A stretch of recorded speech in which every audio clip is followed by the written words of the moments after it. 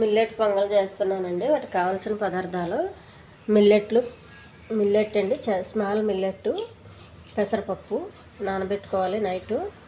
నేను బియ్యానికి బదులు మిల్లెట్స్ చేస్తానండి.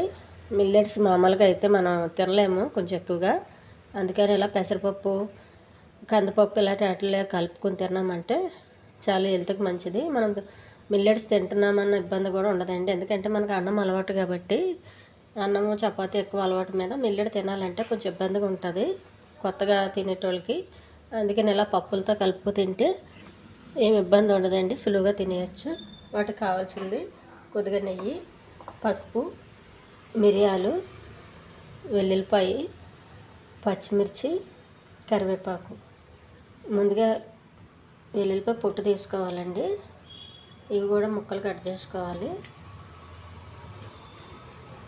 పొట్టు తీసి పెట్టుకున్న వెల్లుల్లిపాయలు ఒక కుక్కర్ తీసుకోవాలండి.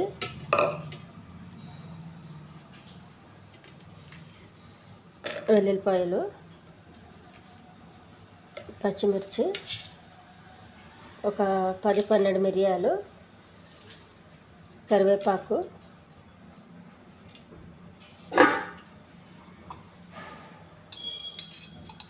కొద్దిగా నెయ్యి,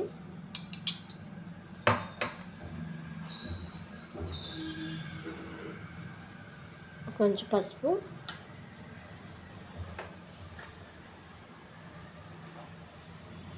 చిటికెడు ఉప్పు,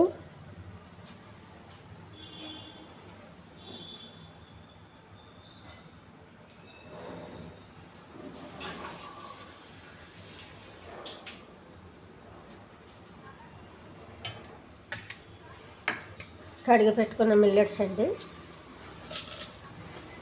ఈ స్మాల్ మిల్లెట్స్ చాలా తొందరగా ఉడికిపోతాయి, ఎక్కువ విజిల్స్ పెట్టే అవసరం లేదండి.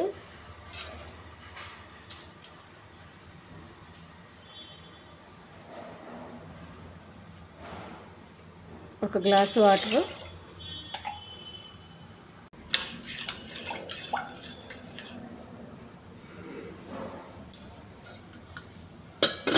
కుక్కర్ మూత పెట్టి స్టవ్ పైన పెట్టి 2-3 విజిల్స్ అండి.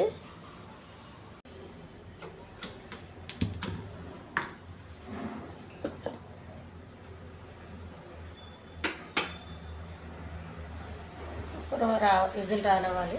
పొంగల్ రెడీ అయిపోయిందండి. హెల్దీ పొంగలి ఒక డిష్లోకి తీసుకోవాలి. ఛానల్ నచ్చితే సబ్స్క్రైబ్ చేయండి, షేర్ చేయండి, లైక్ చేయండి, కామెంట్ చేయండి. దీనికి ఏ చట్నీ అయినా బాగానే ఉంటుందండి. హెల్దీ పొంగలి రెడీ అయిపోయింది.